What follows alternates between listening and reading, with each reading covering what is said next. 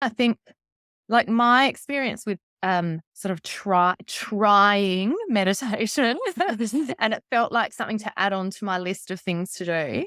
Yeah. My experience with that was when I had breast cancer when I was 28, and lots of people had lots of advice about how to survive cancer. And I was grateful for, most of it. And so there was lots coming up about meditation and mindfulness, and it made cognitive sense to me.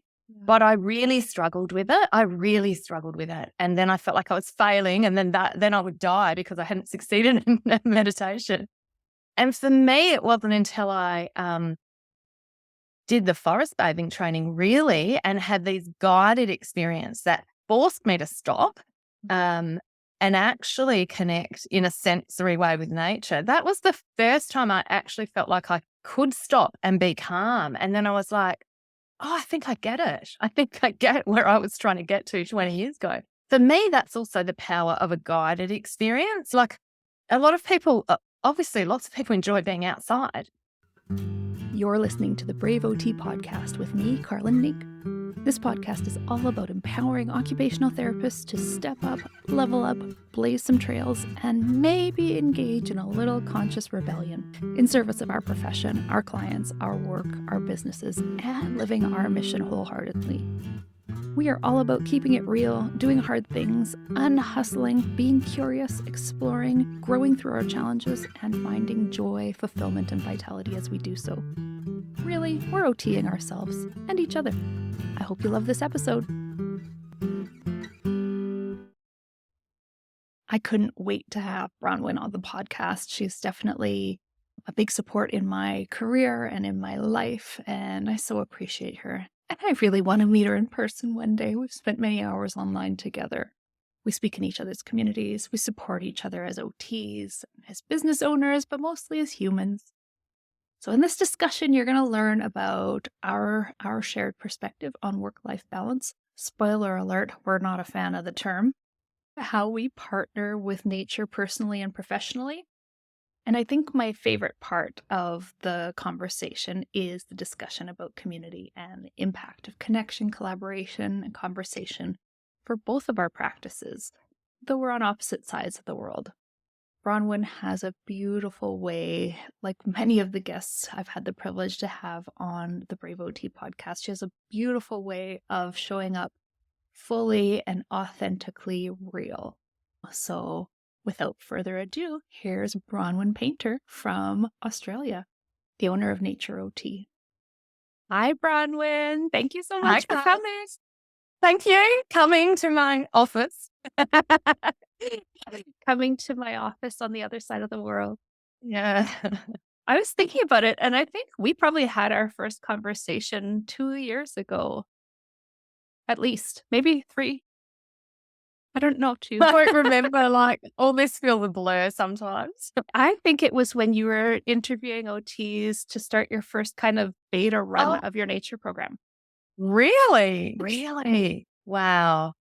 Yeah. I've still got that spreadsheet. I talked to 100 OTs in 3 months or something. It was, I used to go walking and just talk on my headphones and just ask questions about nature and what was important to them and what they were doing in their work. And I loved it. I loved that ability to connect with people all over the world. And I loved getting a sense of the core of OT, the fact that like we are all over the place in so many systems and countries, and actually still, I found it really affirming that still we're all talking about the same things, about people and their everyday lives and what matters. So yeah, it was really exciting.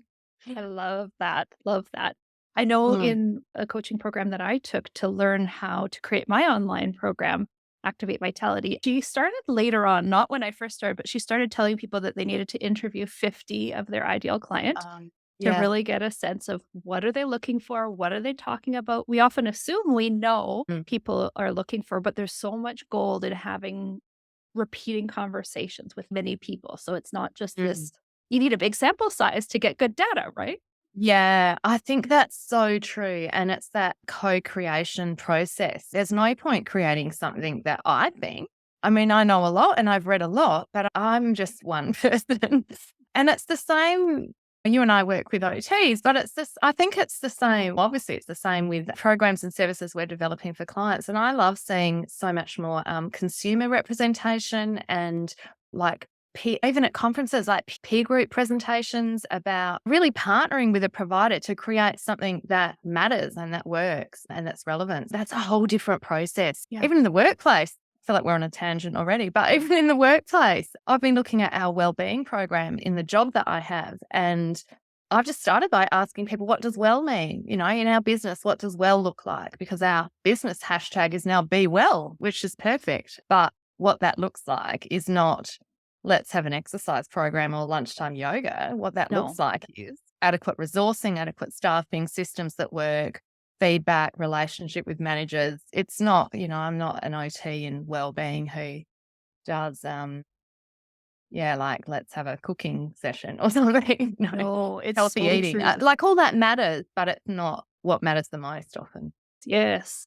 I was in the UK for an OT retreat in September, and I think we've talked about that before, and from there, I was asked to provide a recording to use as a keynote for an event that was being held. Actually, I was a keynote at 2 a.m. my time while I was asleep on this past Friday.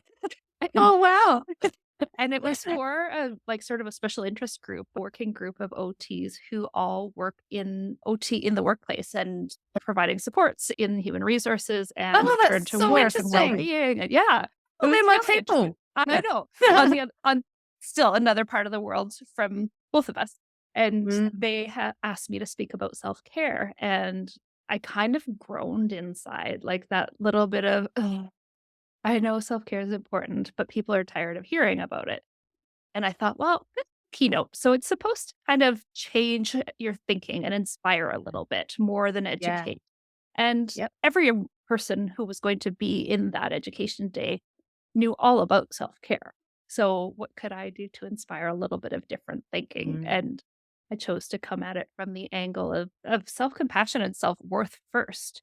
And so from a place of valuing ourselves as a resource, we need to fill ourselves first rather than, oh, if I have a little bit of time, then I could probably do my add to that long list of to-dos. Yeah. Call that Yeah. self-care. Yeah. Checkbox self-care. Yeah, add something else on. Self-care becomes something more to do. Yeah, I agree. Exactly. And if you flip that around and go, these are the resources I require in order to do well, in order to function, I have to do these things. They're necessary, not an add-on. Yeah, exactly. Or you can't do the things that you're there to do. Yeah. Yeah. Yeah. Tell us a little bit about what you do. I know you've got a few different hats. I do a variety of things, and I want to say that's okay. It's excellent. It's how you roll. I love it. It is. I have a job. I have a job that now is 3 days a week. I work for a community pharmacy organisation where I've worked on and off for almost 9 years. And so I've kind of stepped back from doing everything, which feels such a relief. So now my role is manager of work health safety programs and wellbeing programs. I have stepped back a little bit from the day-to-day reactive work of managing incidents, managing injuries in the workplace, and am focusing on specific risk. So I have been deep in COVID since the beginning of COVID. And now I'm like, oh, most of that's gone from my role because there's a lot less regulation. So that's given me space and a little bit of recovery from like really, I would say I was absolutely in classic burnout in that role.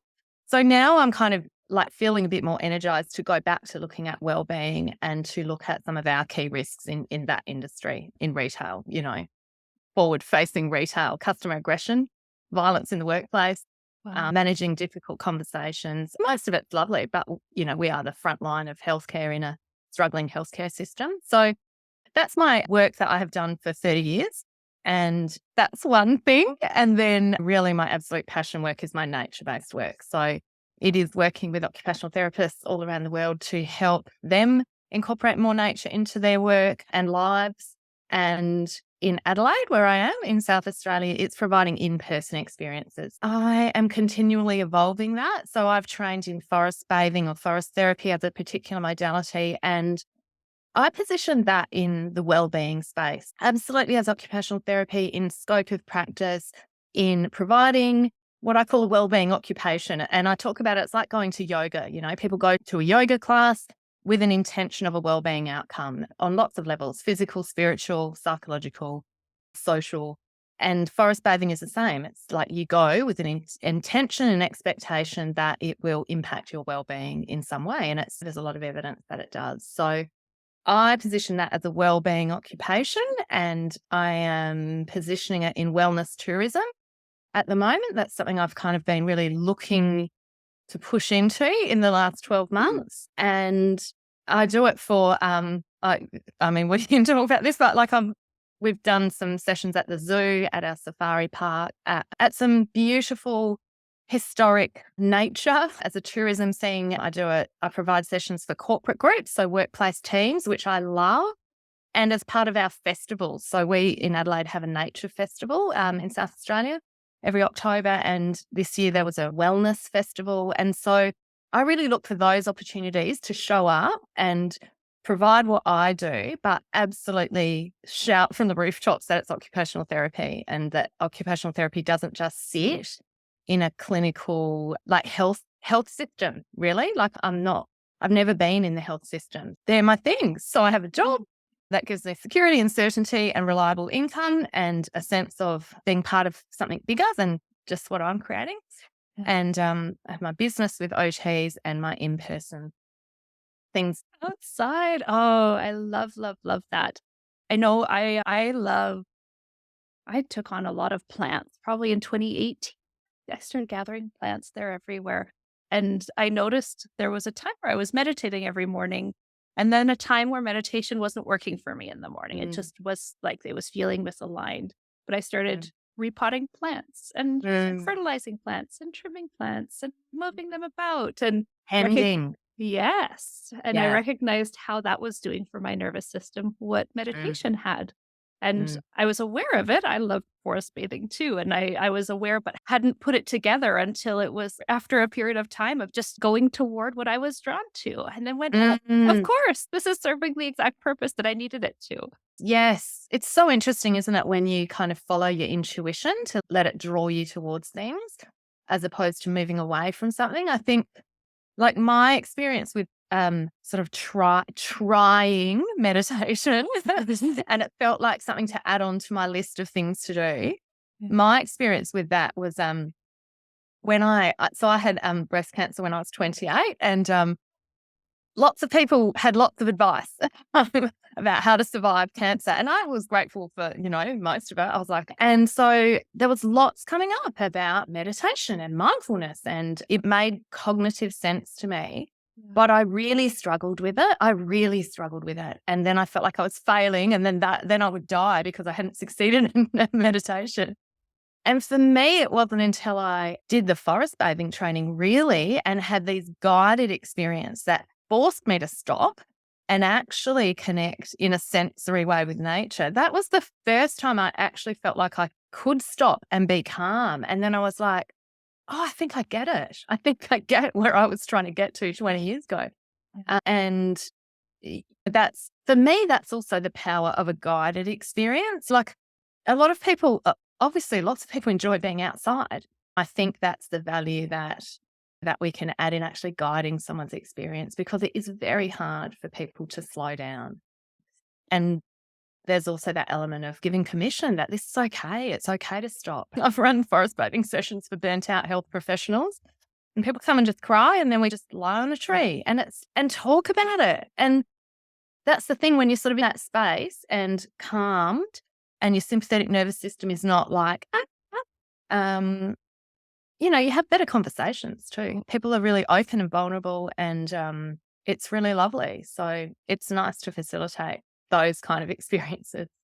That's been my experience with getting clients outdoors, and just I often was taking clients for walks because they needed a little bit of structure to get moving, get out of their houses. Yeah. And for my clients with depression who had been quite isolated, and Yeah. I noticed that there was sort of this, we could be so stuck when we were sitting face to face and go for a walk and things just, they open up and unravel. And I was like, oh, that felt great. And often I would walk with them by the river. And that's when I started to do a bit of research and go, okay, what is this? There's Yeah. bilateral movement, there's Yeah. nature, there's being All outdoors, this. there's Yeah. exercise, there's so many things. But side to side too is a big thing. Yeah, it's that thing about how you can't talk to your teenagers. Exactly. The driving in the car is like a great place to talk.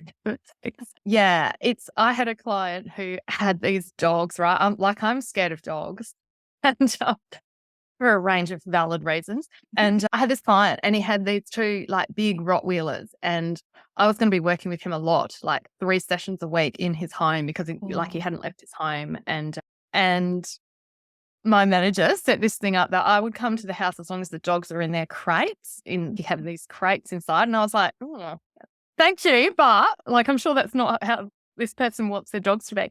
And so eventually we sort of came to this agreement that he would help me with my fear of the dogs and I would help him with all the other things. Yeah. And I mean, like if we're talking about bravery, this was really uncomfortable for me. And so we did get to a point where the dogs were like free in the house and we walked the dogs. That's kind of the routine we got into. We've walked the dogs and then we came back and pruned the rose bushes. And yeah, there's so many layers to it, aren't there? All those things, all those kind of aspects of being outside. And I think being physically, like moving your body, Absolutely. that there's so much evidence for. And I love the evidence. I could just live in academia, I think, and read for the rest of my life and write and research, but that doesn't really create change for me. So, we don't need a whole heap of evidence to do something like that. No, kind of it's practice-based evidence as well as evidence-based practice. So, that's our clinical reasoning. I think we tend to, after a few years of being OTs, have an intuition around, okay, like, what does this person need? What are they working toward? What are things they enjoy? What are things they used to do? And we start to go through almost like an algorithm mentally that we're not even conscious of, right? And you go, okay, let's go for a walk and prune the rose bushes. Yeah. And then when you break it down afterward, you can do all sorts of activity analysis to explain why that was excellent. But there's an intuition that kind of went into that's well educated and well informed and following the client's lead. And yeah, exactly. I agree. And I'm glad you said about activity analysis because to me, like I feel like I've been talking about, I sort of like created this term, here we go, like nature OT, got this from my son. So I've been talking about nature OT, but then in the last few months, I feel like I'm sort of unraveling that and saying it's just OT, not just, it is. It is OT. And it's about making nature kind of front and center of that. But it all comes back to activity analysis. It all comes back to understanding what the experience, what the occupation is, and how that matches the client or the community or the group or the organization needs. And I love kind of exposing people to the evidence and information and guidance, but then kind of saying, we can do this. Of course we can do this. And a lot of people are doing it. It's just really nice to pull those people together into a community and have conversations and share what we're doing because it is really powerful. Yes. Let's talk about community some more. That's a great topic because I think it's something that you and I know we've had conversations about this before. You and I are both entrepreneurs. We have jobs. I don't have a job right now, actually, but we both have businesses and that can be very lonely, but it doesn't have to be if we are creating community and finding community. Tell me a little bit more about community for you.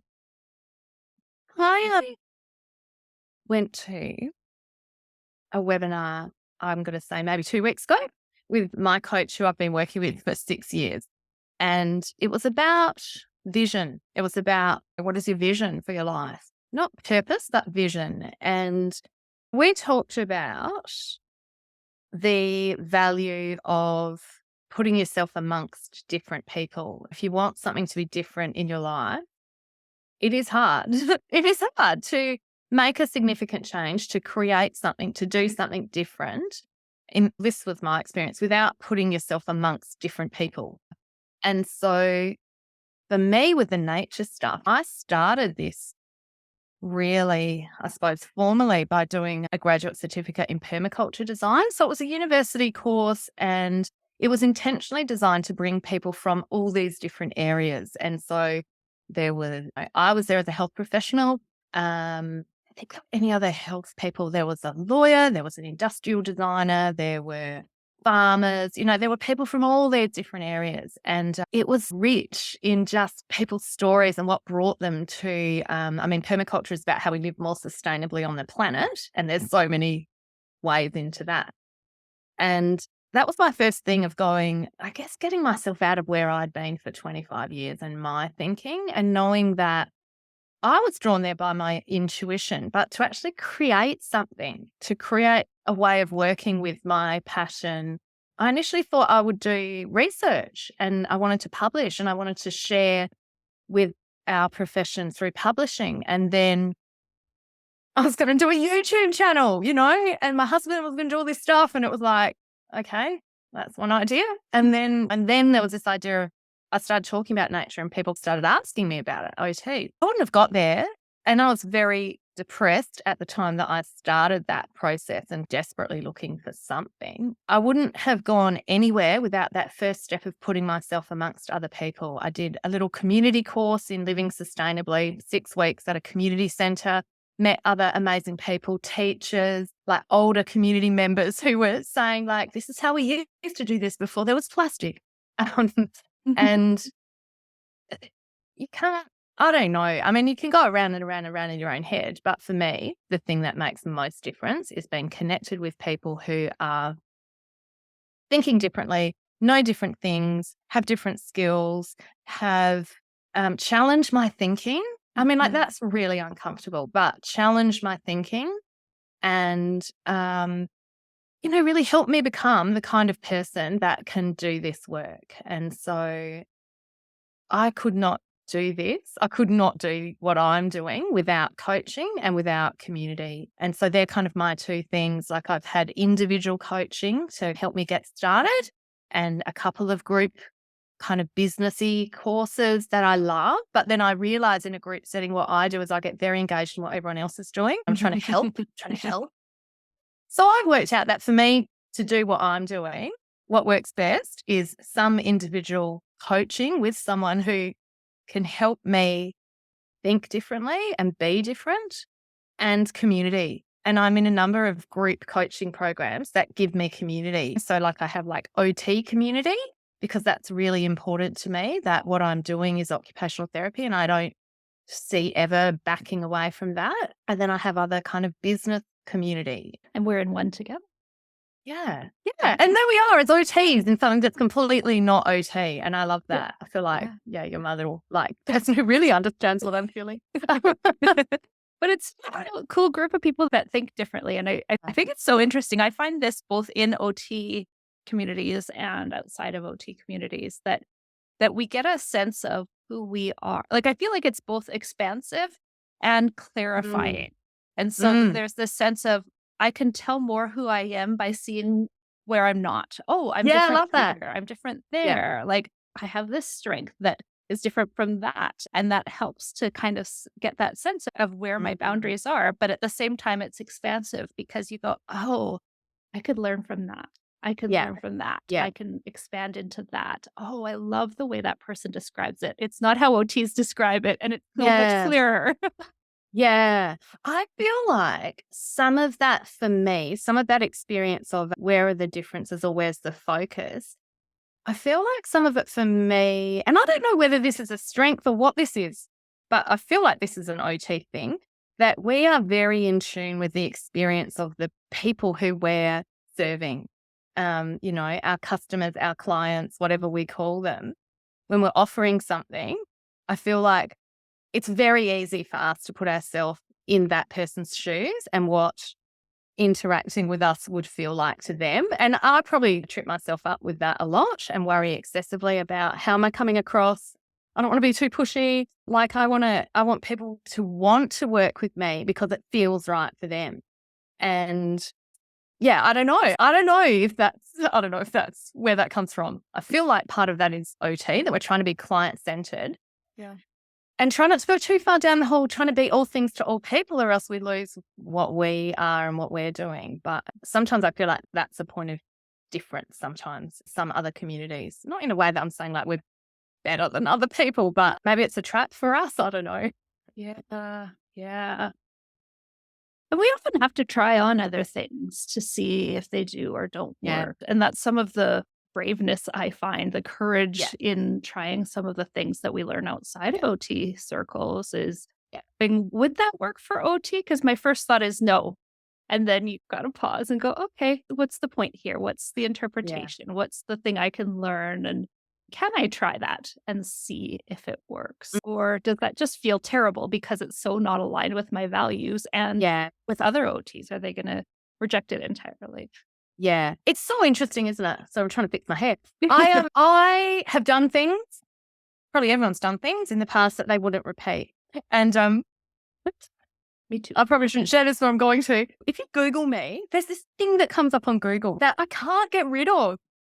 I'm so curious now. It's the landing page that I created probably 3 years ago, right? And I cannot get rid of it. I've deleted it. I don't even have the website where it is, but it still shows up on Google. Wow. And it's the thing about, like, obviously at one time when I launched my coaching program, I was doing this messaging about create a nature-based service or business in 90 days. Yeah. And because you're meant to like give a sense of urgency or whatever. Mhm. And like now I'm just like, I'm not interested in that. I'm not interested in that. No one needs to do anything that quickly. Some people do. But I guess I've learned over sort of the 4 years that I've been doing this work with OTs is that mostly it takes time, you know? And it doesn't need to be smash it out in 90 days. No. And so I would love to just get that off Google, but I can't. I'm It not, just I'm not reminds me- finding it, just so you know. Oh, that's all right. It just reminds me about, it's just all progress. It's all progress. It's all refining and understanding people and understanding myself. Like, I don't want to be that. And if I don't, I mean, I guess also there's that whole kind of thing when someone says to you, oh, you've really changed. And I'm like, I hope so. I hope so. I don't want to be the same person I was a year ago. I ever want to not be learning and changing. So, Yeah. yeah. That's really good. I think that there's so much wisdom in that we get these messages about things being a rush, things being in a hurry. And you and I are in our middle years of our life. And I think that's one thing you learn is both life is short and also what's the hurry? Let's just take this one step at a time. And if it's right, if it's not, something else comes along. And Yeah. It's hard. It's scary though, isn't it? It's scary. And this is kind of, like I'm a big fan of Brené Brown, and it's that whole, the influence of the capitalist world that we live in and what success looks like and feels like. And to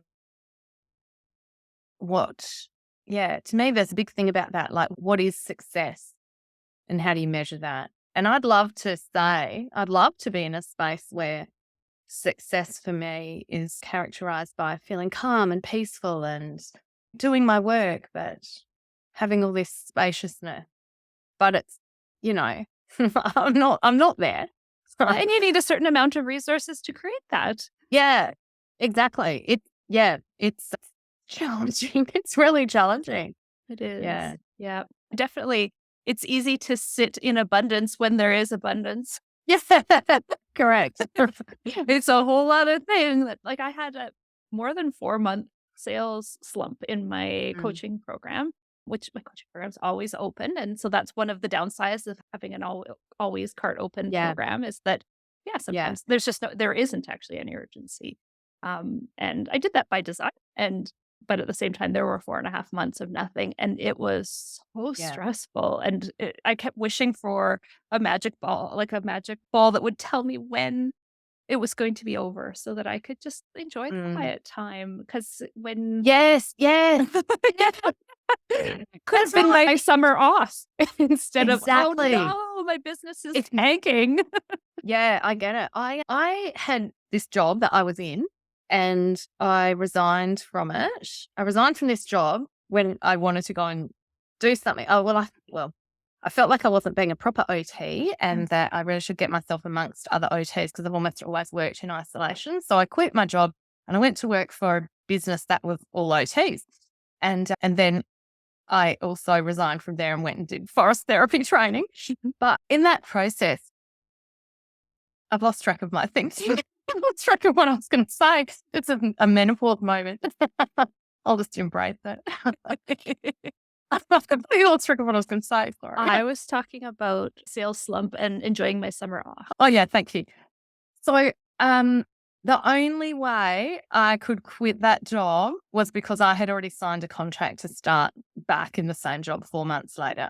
Like, I was terrified of this idea of not having a job. And in Australia, we have like long service leave. So it's different in different states, but if you work for either 7 or 10 years in a job, you get 3 months paid leave. And I had resigned from a job after 9.5 years. And I just thought, I'm never going to get a big break. And this was my break. But I could not have done that. Certainty is so big for me, financial certainty. So yeah, anyway, I managed to create that to give myself a break. But yeah, I know what you mean. Like, you can't enjoy it if you're worried about what's next. Yeah, it's true. That reminds me, I've been hearing about the concept of a midlife sabbatical. Oh, And I sounds think ideal. we should all do it. It's like the gap year Yeah. after high school or something, right? And I think it's something that everybody could use some time to just unhook from the whole rat race and What would you just do? find yourself. What would you do? There would have to be enough money for me to do all Yeah, the yeah. things I'm not doing. Cool.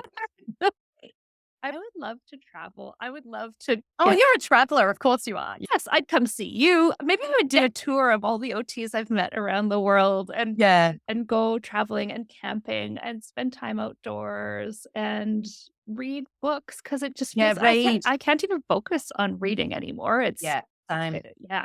just to that slow down and be with myself Yeah. and off social media and like I love connection, but it becomes a bit of a burden when it's required for marketing for your business. It Yes. can Yeah. feel like, right?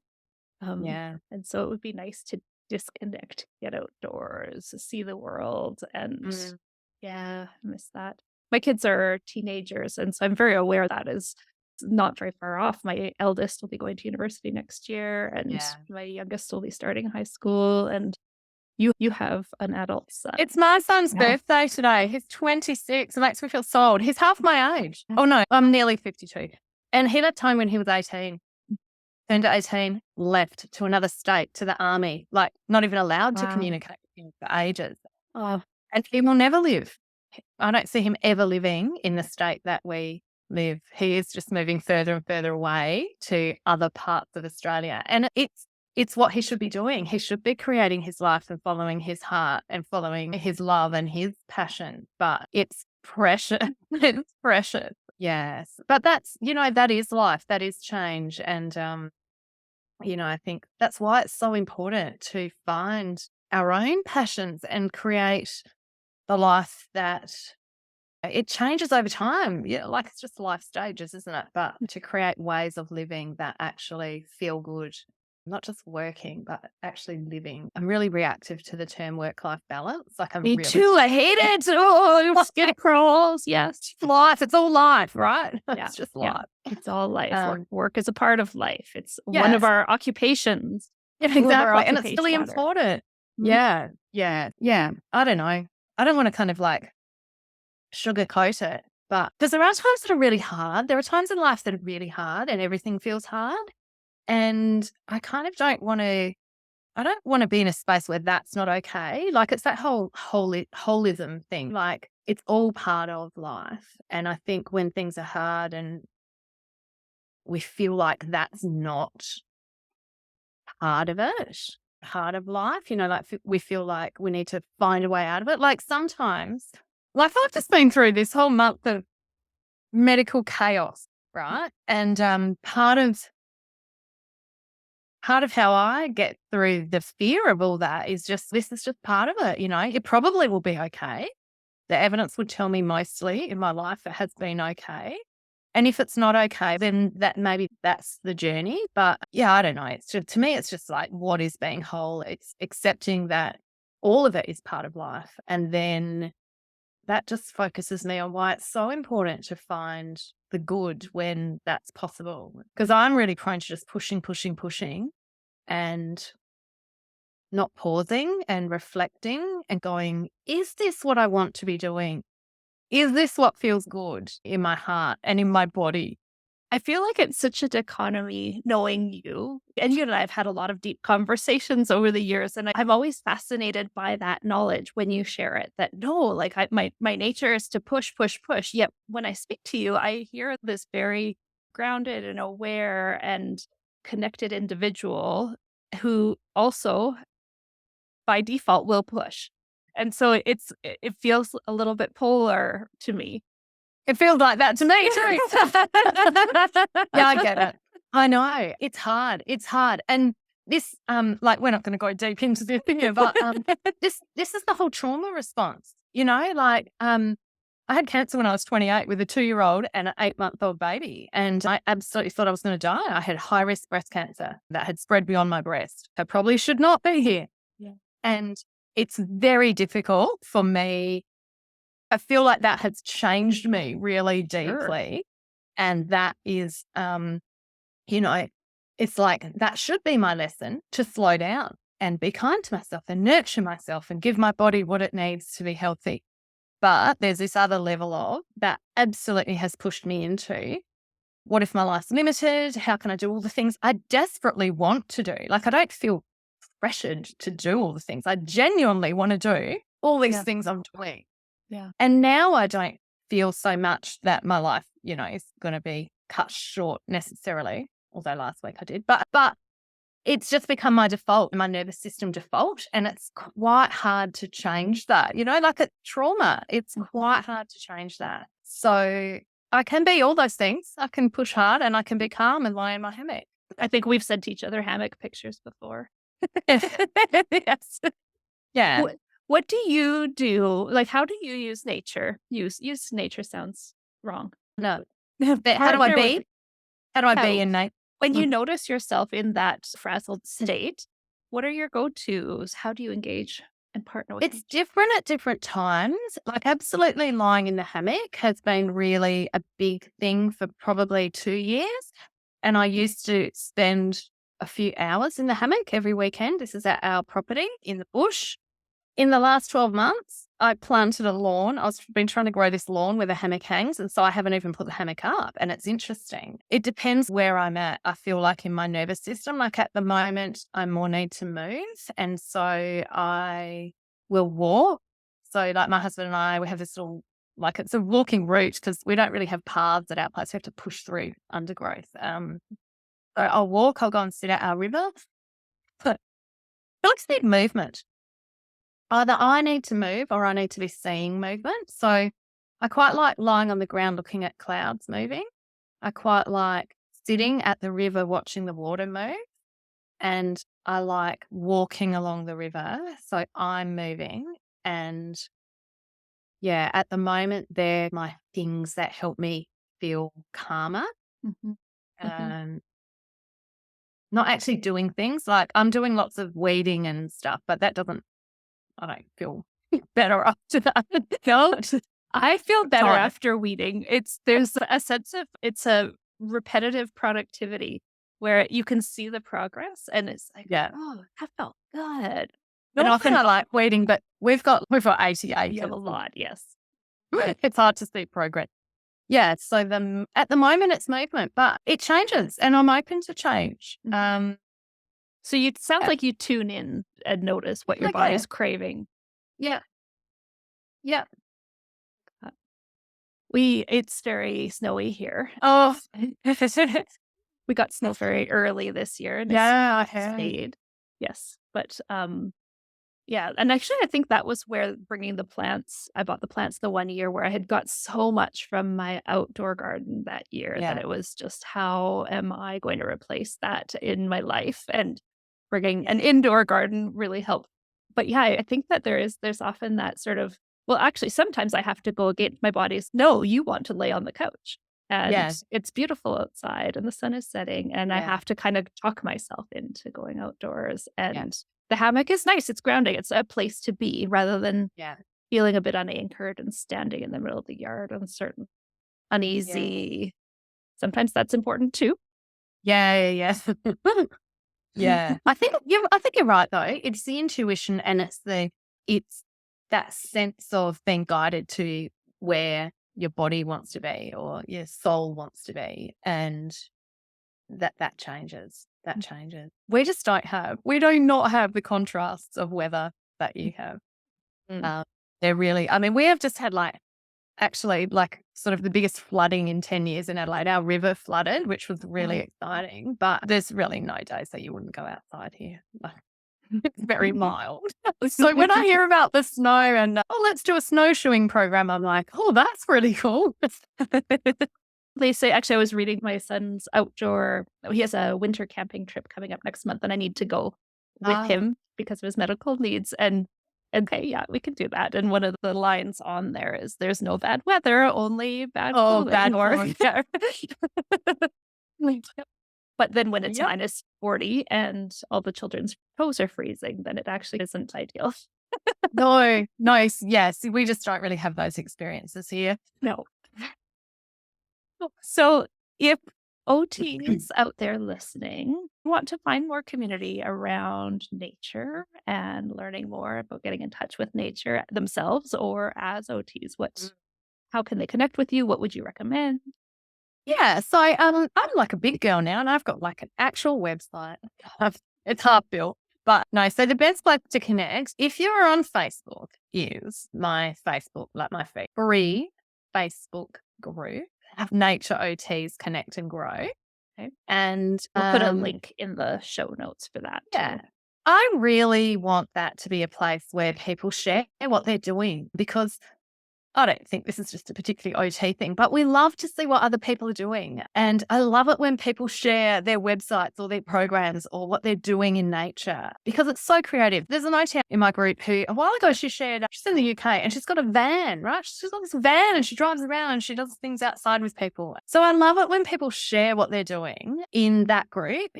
If you're not on Facebook, I'm sorry, that is predominantly where I am, but I totally respect people for not being there. And so I have got a website where I'm starting to kind of put things on there, really just showing what I'm doing, what I offer for OTs, what I offer for, I've got a program for anyone for Nature Connection that I offer to general public. Mhm. And, I'm adding in more things there about the actual work that I'm doing with forest bathing, with nature-based retreats. So out of my whole medical kind of situation, my GP practice, my local doctor has booked a whole day nature retreat for her team. So Mm. she's shutting down her practice and she's got some of their specialist doctors who consult. I think there's 17 people coming to our place for a day in nature. So I'm Cool. doing those kind of things as well on my website, which is work.natureot.com.au for Okay. Australia. Okay. Awesome. That's wonderful. Thank you. I have 3 closing questions for you. Yeah.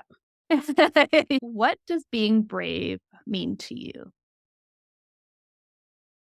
Um, I think for me at the moment, it means knowing what serves me, knowing the kind of way I want to do OT and feeling confident about that and putting that out to the world. And so I've done lots of reading and thinking about what is our profession? What is the basis of our profession and how can we work in for me, how can I work outside the health system, the disability system? How can I work where people are? And so I feel brave pushing into this wellness tourism thing, pushing into, I've just become a state rep for an association called Outdoor Health Australia. So putting myself outside the profession, sharing what occupational therapy can be and is, feels brave to me, Mm-hmm. feel pioneering,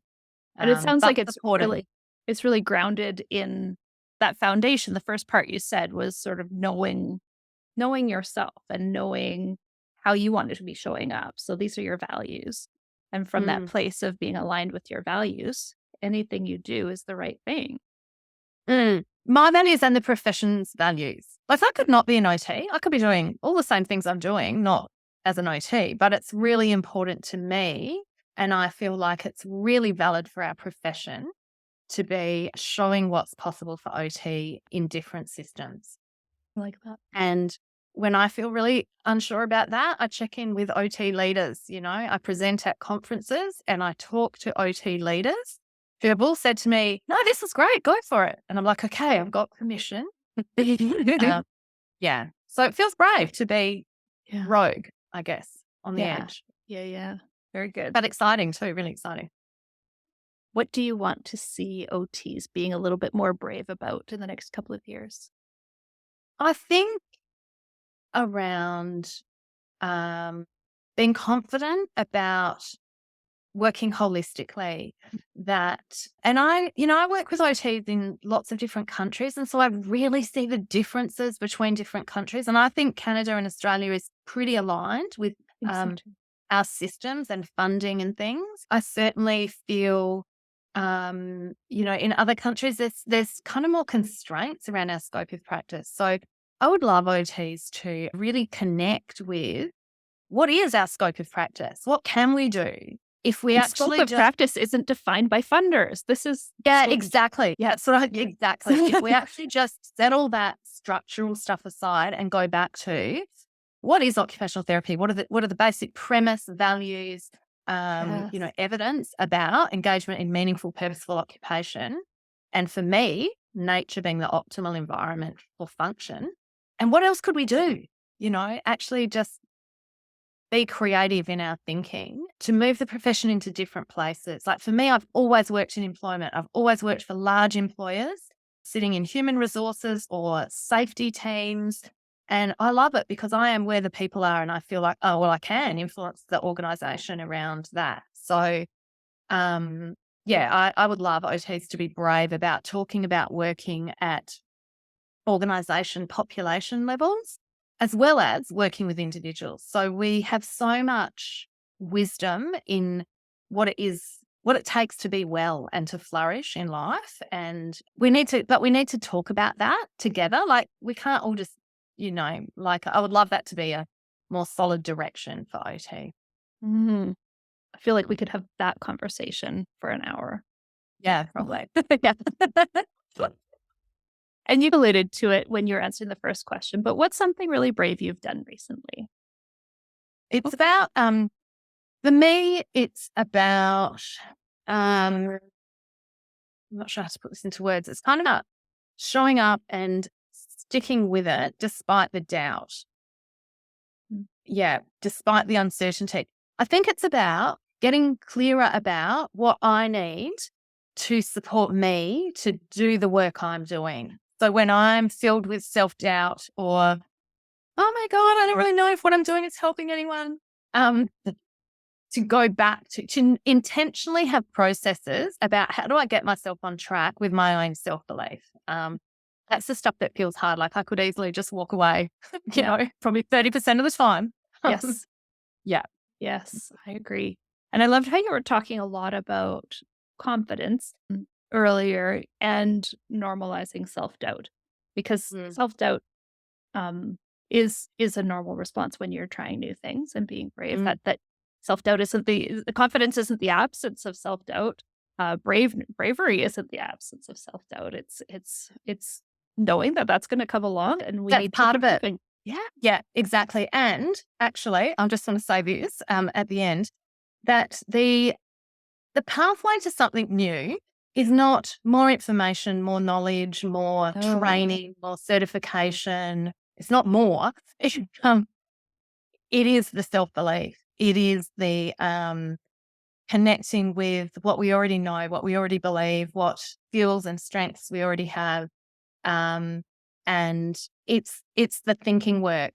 It's the soul work that is what helps people do things differently. It's really, I mean, like I obviously talk about information and processes and evidence and all that, but that's not the stuff that gets in the way of people doing new Oh, brave things. no, It's the but they often self-belief. think it is. Yeah, yeah, yeah. Because it feels easy. It's like, oh, I'll just do this course. I'll just do this, whatever. But that's not the stuff. It's the self-belief. And that's where I think the community and the connection and the conversation and having people to challenge our thinking Yeah. is what makes a difference. To be Yes. brave. Yes. Yes. Yes. And because it's that, I find that having that community helps us, somebody else mirroring back that, no, you've got, this is Yeah. the things you needed to hear that you actually know. Reassurance. Yeah, it's a reminder Yeah. of what you already know.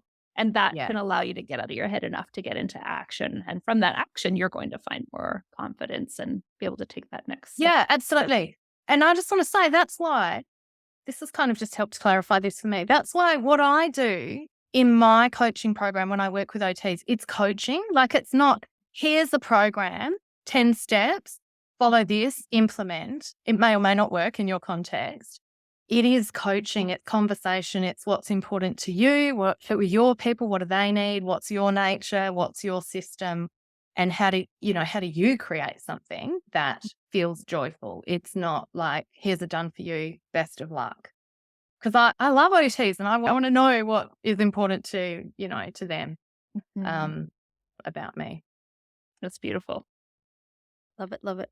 Now you had yes, those little dandelions. I picked these wishes for us. But I'm not sure what I'm wishing for.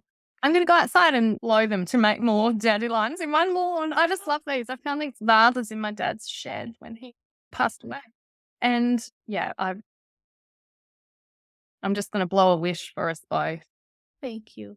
I appreciate that. And I In appreciate fact, I'm you. not. Thank you. Thank you. I'm not even going to, I'm just going to blow it and what comes. Mm. Thank you. Thank you. Thank you for being here and for being you and being a part of my community. We're in each other's community, right?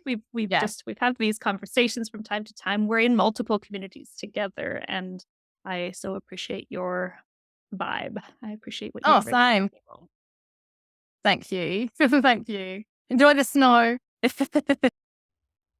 Now, I don't know if you took note of it or not, but both Bronwyn and I have invested in our personal and professional development, and we continue to do so. We both invest in coaching and community to support our growth personally and professionally. In addition to receiving coaching, we give a lot of coaching. So you can find both Bronwyn and I on Facebook. And if you'd like to talk to me about what working together might look like, please reach out. I will include a link in the show notes to be able to book a quick chat with me. Let's just get to know each other. If you're enjoying the Brave OT podcast, I sure would appreciate it if you would give it a review and maybe share an episode with a friend or two. Thanks for listening.